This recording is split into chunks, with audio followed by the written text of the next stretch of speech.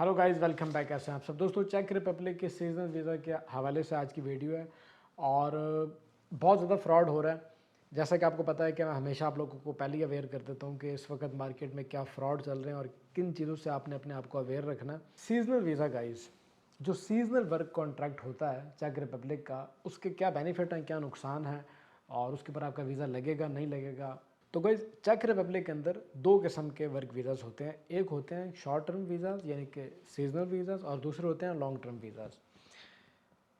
तो long term work visas तो चलें, वो तो एक अलग मैटर है। आज हम इस टॉपिक में उनको डिस्कस नहीं करेंगे। आज की वीडियो का टॉपिक है सीजनल वीज़ा। सीजनल वीज़ा के ऊपर इस वक्त गाइज आप लोगों के साथ फ्रॉड ये हो रहा है, स्पेशली जो मेरे इंडियन क्लाइंट्स हैं या वो क्लाइंट्स जो कि गल्फ़ कंट्रीज़ में बैठे हुए हैं। तो सीजनल वीज़ा गाइस चेक रिपब्लिक का जो होता है वो 6 महीने का होता है। 6 महीने के अंदर आपने काम करना होता है और उसके बाद आपने कंट्री को लीव करना होता है। यानी कि ये 180 दिन का वीज़ा होता है आपका। 180 दिन आपने जॉब करनी है और उसके बाद आपने कंट्री की टेरिटरी को लीव करके अपनी कंट्री वापस चले जाना है। अब एजेंट इसमें जो फ्रॉड कर रहे हैं वो आपको गाइस 4-4 महीने के सीजन वीज़ा बना के दे रहे हैं। अगर आपके पास 4 महीने के सीजन वीज़ा का कॉन्ट्रैक्ट आ जाए तो वहीं पर समझ लो कि आपके साथ फ्रॉड हो रहा है। ये कम से कम 6 महीने का होता है। 6 महीने का आपका सीजनल वर्क कॉन्ट्रैक्ट होगा। हाँ, वो रिन्यू हो सकता है, वो आगे रिन्यू हो सकता है। अगर आपको फॉर एग्जांपल मिसाल के तौर पे आज अगर 11 सितंबर है और आपको 11 सितंबर को आपका एजेंट एक कॉन्ट्रैक्ट देता है जो कि सीजनल वर्क कॉन्ट्रैक्ट है और आपको कहता है कि आपकी जॉब स्टार्ट होगी 1 अक्टूबर से, जो कि अगले 6 महीने तक आपने जॉब करनी है। यानी कि अक्टूबर, नवंबर, दिसंबर, यानी कि आपने मार्च के एंड तक जॉब करनी है चेक रिपब्लिक में। अब यहाँ पे सोचने की बात यह है कि अब सितंबर 11 को उसने आपको डॉक्यूमेंट दिए हैं, तो अब आपकी अपॉइंटमेंट होगी वीज़ा की, आप वीज़ा एप्लीकेशन सबमिट करोगे, वीज़ा आएगा, उसके बाद आप ट्रैवल करोगे। तो ऑफकोर्स उस पूरे प्रोसेस के ऊपर भी तकरीबन 3-4 महीने का टाइम लग जाएगा। तो अगर उसने आपको 1 अक्टूबर से लेकर मार्च के एंड तक के डॉक्यूमेंट दिए हैं तो इसमें परेशान होने की ज़रूरत नहीं है। वो डॉक्यूमेंट एक्सटेंडेबल है। वो डॉक्यूमेंट दोबारा जब आपको वीज़ा का के लिए अपॉइंटमेंट मिल जाएगी, आपने वीज़ा एप्लीकेशन सबमिट करनी है, वो डॉक्यूमेंट दोबारा कंपनी से रिन्यू करवा के आपको दे देगा।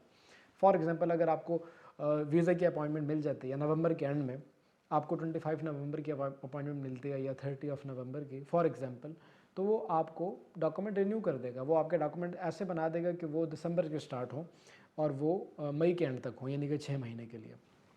तो उसमें घबराने की ज़रूरत नहीं है। वीज़ा अप्लाई करने से पहले वो डॉक्यूमेंट एक्सटेंडेबल है, ठीक है। जब आपने वीज़ा अप्लाई कर दिया तो वीज़ा अप्लाई करने के बाद का जो टाइम है उसके बाद आपको वीज़ा मिलेगा, 6 महीने के लिए मिलेगा आपको वीज़ा और 6 महीने तक आपने काम करना है चेक रिपब्लिक में।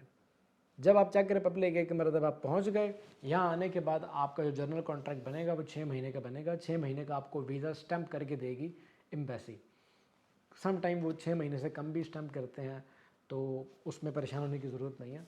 लेकिन अब इसमें परेशानी वाली बात यह है कि एजेंट जब आपको इंडिया से आपने अप्लाई किया या गल्फ़ कंट्री से या पाकिस्तान से, तो उसी वक्त जब आपने अप्लाई किया तो अप्लाई करते वक्त उसने आपको 3 महीने का या 4 महीने का कॉन्ट्रैक्ट बना के दे दिया। तो 3-4 महीने के जो कॉन्ट्रैक्ट है गाइज, ये टोटली फ्रॉड है। इसमें आपने फिर एजेंट से बच जाना है, फिर आपने इसको मज़ीद पेमेंट नहीं करनी। हाँ, अगर वो 6 महीने का कॉन्ट्रैक्ट आपको दे रहा है तो फिर बात समझ आती है कि हाँ ठीक है, वो सीजन वीज़ा की रिक्वायरमेंट को फुलफ़िल कर रहा है और मे बी वो डॉक्यूमेंट जेन्युइन हो। लेकिन गारंटी नहीं होती कि डॉक्यूमेंट वो जेन्युइन दे रहा है आपको। डॉक्यूमेंट आपने वेरीफाई ज़रूर करवाने हैं।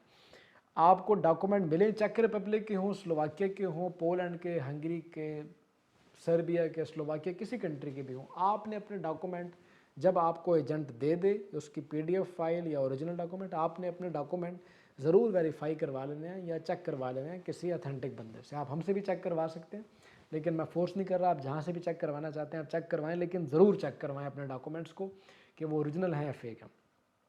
जब आपको डॉक्यूमेंट मिल जाते हैं तो उसके बाद आपने अपने डॉक्यूमेंट्स वेरीफाई करवा लिया, डॉक्यूमेंट ओरिजिनल है, उसके बाद आप अपना वीज़ा केस सबमिट कर सकते हैं। अच्छा, यहाँ पे एक चीज़ अब मैं आपको बताता चलूँ कि सीजन वीज़ा के क्या नुकसान हैं, क्या बेनिफिट हैं और क्या डिसएडवांटेज है।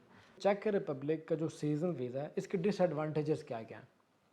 एक तो ये, ठीक है, ये 6 महीने का वीज़ा होता है, ये डिसएडवांटेज है कि आपको कम टाइम का ही वीज़ा इशू होगा।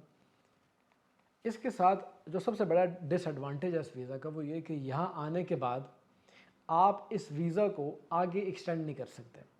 ये आपको जितने टाइम के लिए मिला है, आपके पासपोर्ट पे स्टैंप हुआ है ये वीज़ा, उतने ही टाइम आप स्टे करोगे, उसके बाद आपने कंट्री को लीव करना है। आपको 5 महीने की परमिशन उन्होंने इशू की है या 6 महीने की है, उस टाइम पीरियड तक आप यहाँ पे रहोगे, काम भी कर सकते हो, बाकी के यूरोपियन कंट्रीज़ में घूमने फिरने के लिए भी जा सकते हो, लेकिन आपको बाद में अपनी कंट्री वापस जाना होगा, क्योंकि आपका ये सीजनल वीज़ा आगे एक्सटेंड नहीं हो सकता चेक रिपब्लिक के अंदर। ये इसका पहला डिसएडवांटेज है। दूसरा बड़ा डिसएडवांटेज ये है कि चेक रिपब्लिक का जो सीजनल वीज़ा होता है गाइस, ये किसी दूसरे वीज़ा के अंदर कन्वर्ट भी नहीं हो सकता। यानी कि बाकी के जैसे वीज़ाज होते हैं चेक रिपब्लिक में, आप स्टडी वीज़ा पे हो तो आप वर्क वीज़ा में जा सकते हो, फैमिली वीज़ा में जा सकते हो, उसको कन्वर्ट कर सकते हो, लेकिन यहाँ आने के बाद सीजनल वीज़ा के ऊपर अराइव होने के बाद चेक रिपब्लिक में आप अपने उस सीजनल वीज़ा को किसी भी दूसरी कैटेगरी में कन्वर्ट नहीं कर सकते। तो बात करने का मकसद ये है कि जिस चीज़ की परमिशन आपको मिली है उसी काम को आपने परफॉर्म करना है, उस एक्टिविटी को, और जितने टाइम की परमिशन मिली है उतना टाइम आपने स्टे करना है और फिर अपने कंट्री आपने वापस चले जाना है। ये बात क्लियर हो गई। तो ये बड़े डिसएडवांटेजेस हैं। बाकी अब कुछ लोग ये भी कहते हैं कि सीजनल वीज़ा हमें मिलेगा, हम दूसरी यूरोपियन कंट्री चले जाएंगे, हम असाइलम कर देंगे, हम पुर्तगाल चले जाएंगे, स्पेन चले जाएंगे। तो गाइज़ ये बातें अब पहले की तरह नहीं रही इतनी आसान, जो कि आप समझते हैं। ये अब पहले वाले कानून नहीं रहे। आपने चेक रिपब्लिक की टेरिटरी को अगर लीव नहीं किया 6 महीने के बाद, आपका नाम सीधा वो SIS में डाल देंगे, SIS अलर्ट के अंदर आपका नाम डाल देंगे वो, और आपका फिर आपके लिए प्रॉब्लम बनेगी। लेकिन बाद की बातें हैं वो। फ़िलहाल मैंने आपको इस वीज़ा के ऊपर डिसएडवांटेज जो थे वो आपको बता दिए, और जो फ्रॉड हो रहे हैं वो भी आपको बता दिया है कि कम टाइम का वीज़ा मिले या कम टाइम के डॉक्यूमेंट मिले तो उन पे आपने यकीन नहीं करना, बिलीव नहीं कर लेना। तो गाइस ये कुछ इन्फॉर्मेशन थी जो कि चेक रिपब्लिक के हवाले से आपके साथ शेयर करनी थी। आई होप कि मेरी आज की इस वीडियो से आप लोगों को फ़ायदा होगा।